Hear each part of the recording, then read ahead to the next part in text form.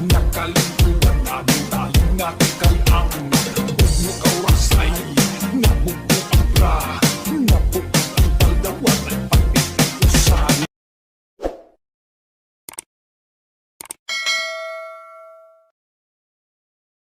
Paton dere guys, open tag Pimaya. Dali ra kini guys. Opinon to nato Pimaya. So, itudlo na to guys, unsaon pag transfer sa atong kwarta Pimaya to GCash. So, dili guys, butang nato diri password. Login ta guys, click login. So diri guys, i-click lang dire transfer, bank transfer. So dapat po ma-verify po ang kining GCash guys. Dali ra kay i-verify guys. One valid ID lang po. O Humid ID mas madali guys. So back tayo guys. So, dire guys, ato ning i-click ning bank transfer. Dire guys, ubos sa ibaba, hanapin pangitaon na nato dire guys, GCash. Dara guys, GCash. Dara. So pinduton nato ning GCash, i-click nato.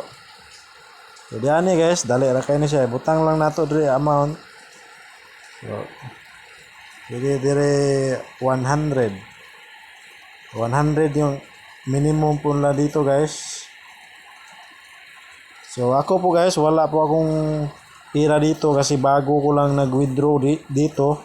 So bago na akong gikuha guys, diri sa Pimaya. So inanir ni siya guys. Butang dire amount na purpose, number GCash di ay kalimte na first name, middle name, last name at saka number. So recent number.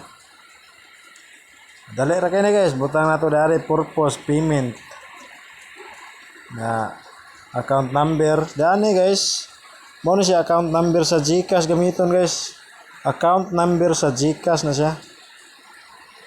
Butang ra 9223029. Ana guys. First name niyo ay butang niyo first name, sample guys, Aqua. Middle name, sample Aqua. Last name, sample Aqua.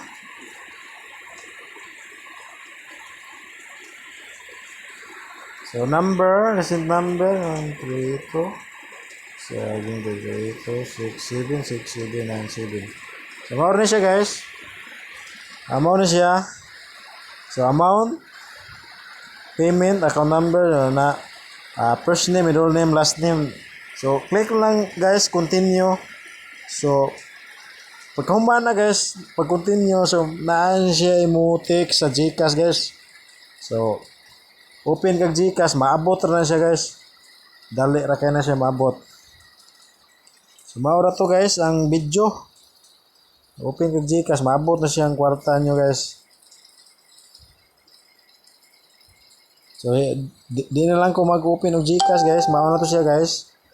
So yan lang po guys ang aking video about paano mag-transfer ng pira Pimaya to GCash.